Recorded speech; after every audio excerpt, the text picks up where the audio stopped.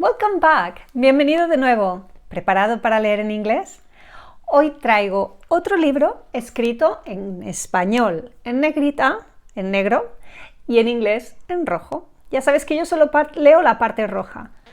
Y la historia de hoy se llama The Sad Story of Veronica.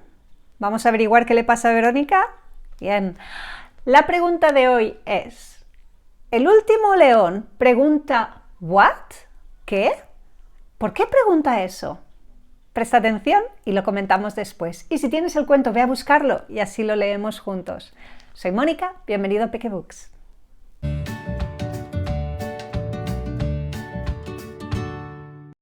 Today, we're reading The Sad Story of Veronica, written by McKee.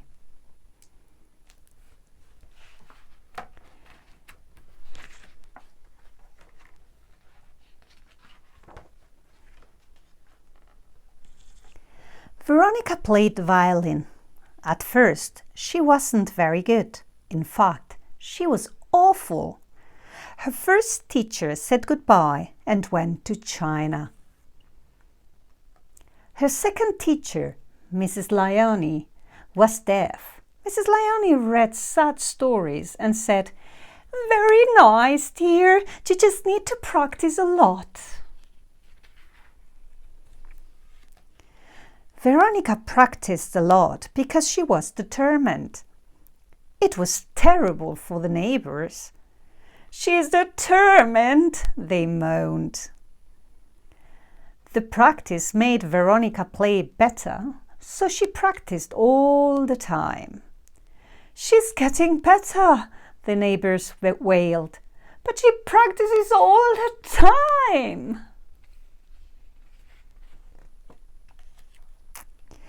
By the time her next birthday came, Veronica could play really beautifully. For her birthday, the whole family went on a picnic. After tea, Veronica played the violin. It was her first concert. The music she played was so beautiful that everyone cried into their fizzy drinks. Not long after that, Veronica's headmaster asked her why she never did any homework. "I have to practice the violin," said Veronica and showed him. "How beautifully sad," said the headmaster. "You must play at the school concert." Veronica played. That was her second concert. At the concert was a famous music man. The next day, he chased Veronica from school shouting that he would make her rich and famous. Veronica left school to become a star. Soon her records were played everywhere. It seemed as if she could make the whole world cry. Veronica's most successful concert ended with a flood. In fact, there was a storm at the time, but everybody thought it was Veronica's music that made everybody cry. Then, one day, Veronica said, "Enough! All I do is play the violin. I want adventure. I'm going to the deepest, darkest jungle." "Oh no, please no!" sobbed the music man.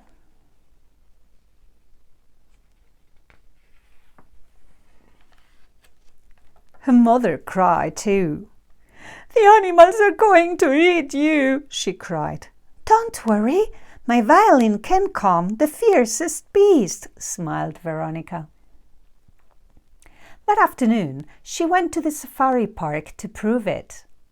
Because she was famous, the guards let her try.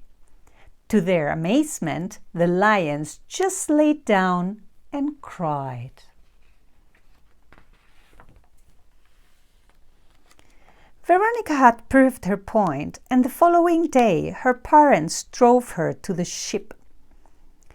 They felt very sad as they waved her goodbye. Veronica thought the voyage wonderful, and at night she played beautifully sad music to the moon. The ship's pumps had to be kept going all the time.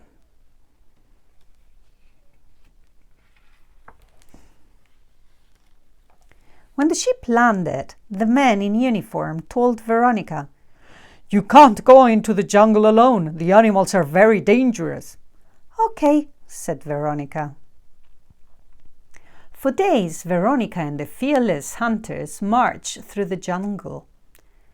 Not so very exciting, thought Veronica. She never once played her violin. And then, one afternoon, as they crossed a clearing, a tiger, a leopard, and a lion appeared at the same time. At once, the fearless hunters ran away, leaving Veronica alone. Veronica wasn't frightened. She took out her violin and began to play. The animals stopped and listened, but they didn't cry. After days of not playing, the music sounded different. It was still beautiful, but now it was happy. The animals began to dance, and other animals arrived and joined in. Soon the clearing was full of dancing animals. Great, thought Veronica, enough of all that crying. When I get back, the streets will be full of happy dancing people. At that moment, an old lion jumped out of the jungle. With one giant bite, he ate Veronica. She never even knew what had happened. "What have you done?" cried the animals. "That was the most beautiful music we've ever heard." The old lion put his paw behind his ear and said, "What?" And this explains why the streets aren't full of happy dancing people.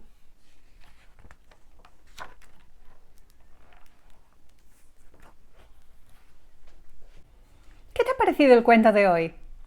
Diferente, ¿verdad? ¿Y averiguaste por qué el león pregunta "What?" Vamos allá. "What have you done?" cried the animals. "That was the most beautiful music we've ever heard." ¿Qué has hecho?, le preguntaron. Esa era la música más bonita que habíamos escuchado. The old lion put his paw behind his ear and said, "What?" El león puso la mano detrás de su oreja y preguntó, ¿qué? Me parece a mí que ese león era un poco sordo y por eso no escuchaba la música de Verónica. Espero que te haya gustado. Si es así, te animo a que lo compres. Y no te olvides de suscribirte, darle al like y compartir con tus amigos. Muchas gracias por seguirnos y nos vemos con otro cuento diferente.